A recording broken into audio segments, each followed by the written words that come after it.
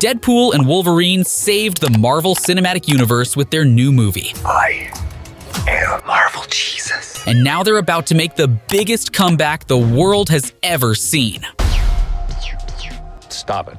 The hype around this collaboration makes it a big deal, because the movie brings Deadpool and Wolverine into the Marvel Cinematic Universe for the first time since Disney bought 20th Century Fox in 2019. Even though the two mutant anti-heroes didn't get along initially, they teamed up to create one of the best movies we've seen this year.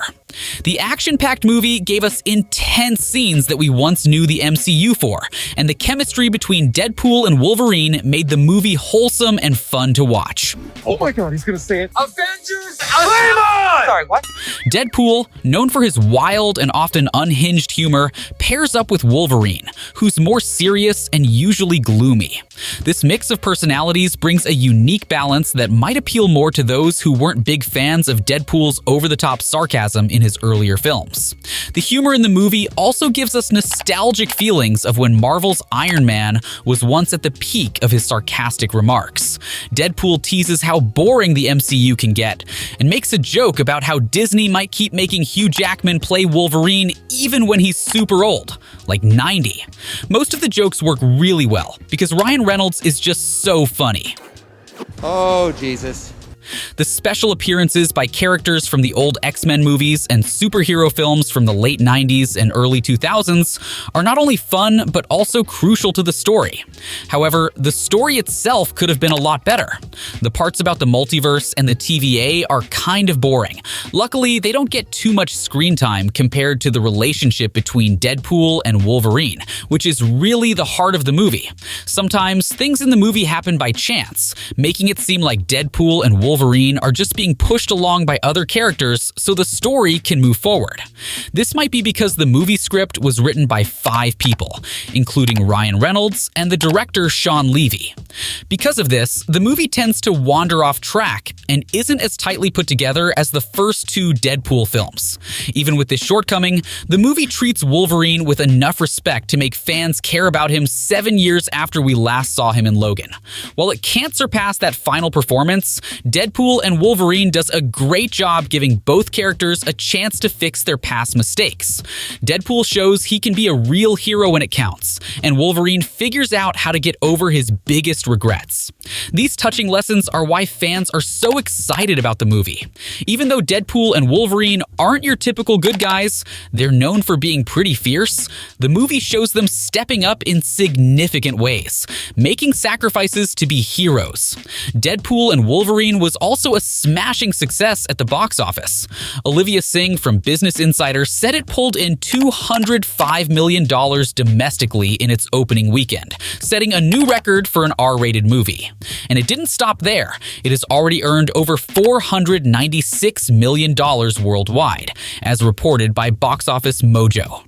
These are some awe-inspiring numbers. It's really impressive how much it made in just 3 days, especially for a movie that's rated R. It's a big win, and it shows that movies that appeal to both die-hard fans and people who just like a fun movie trip can do really well.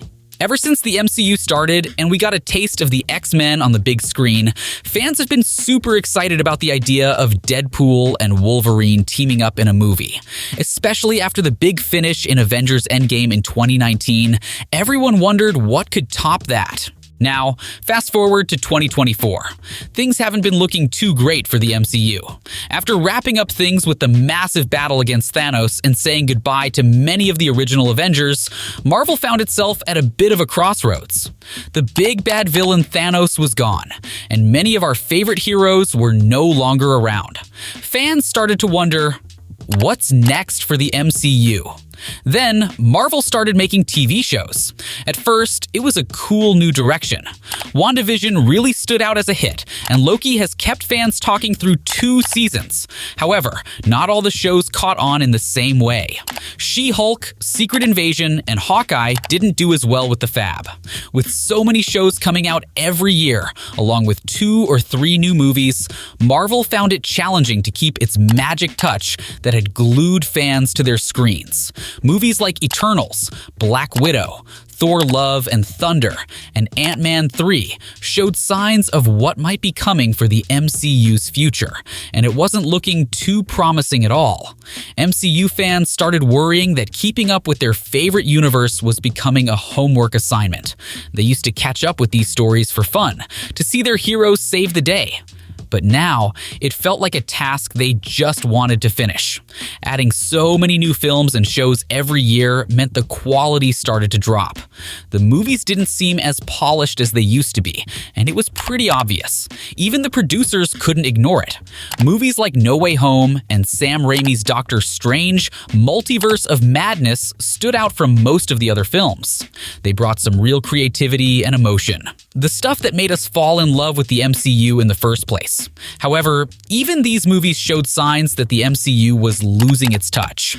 Sometimes, the visual effects were slightly off, not hitting the mark. Then there was Eternals, directed by Oscar winner Chloe Zhao. This movie tried to bring in a whole new group of superheroes, a bunch of aliens called the Eternals, and it followed their adventures from the days of cavemen right up to modern times.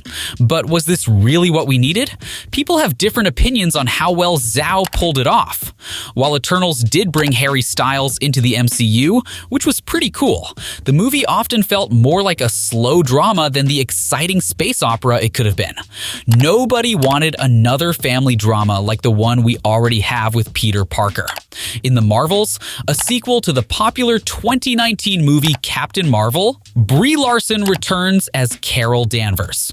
This time, she teams up with Monica Rambeau, aka Photon, and Kamala Khan, who goes by Miss Marvel. Despite the exciting setup, the movie didn't quite hit the mark. Fans were left puzzled, wondering if the creators were just kidding around when they made the film.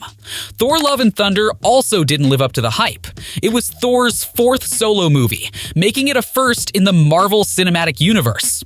Chris Hemsworth brought his usual charm to the role, but even his performance couldn't save the movie from feeling a bit forced.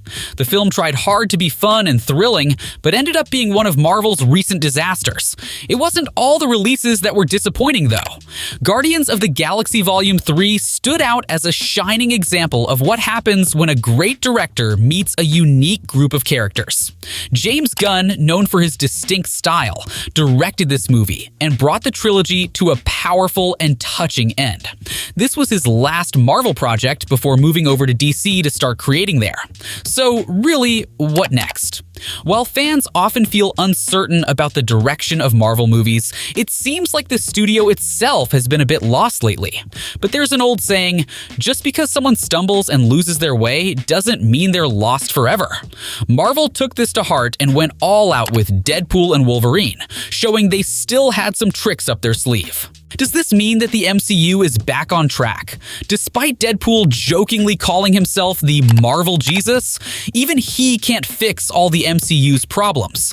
There are some upcoming movies that not everyone is excited about, like Agatha All Along, a crazy spin-off from WandaVision that nobody really wanted, and Captain America Brave New World, which won't even have Steve Rogers as the main hero. Given how the MCU is doing right now, Deadpool and Wolverine probably wouldn't have worked as well as it did. In some ways, it doesn't quite hit the mark.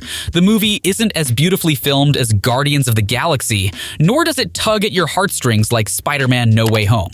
Plus, the movie feels long at times. But despite these issues, there's a real thrill in seeing these two characters together, something fans wondered if they'd ever see. If you enjoyed the first two Deadpool movies, you'll likely love this third one too. It won't disappoint and is quite impressive. Clearly, Marvel went all out with this film. Did Deadpool and Wolverine save the MCU? Absolutely, at least for now. After a few years of not-so-great movies, where it seemed like Marvel didn't have a clear plan or a way to keep fans hooked, one movie can't fix everything overnight. Kevin Feige and his team need to start showing they can consistently make great movies again. But if they can keep making movies that are truly worth watching, maybe Marvel could get back to its glory days. It's too soon to tell if this will really turn things around for the long term, but for now, Marvel Studios has definitely made a comeback with a big win at the box office, especially after a few rough years where it seemed like they were losing their touch. Do you think the MCU are now back to their best? Let us know your thoughts in the comments sections below.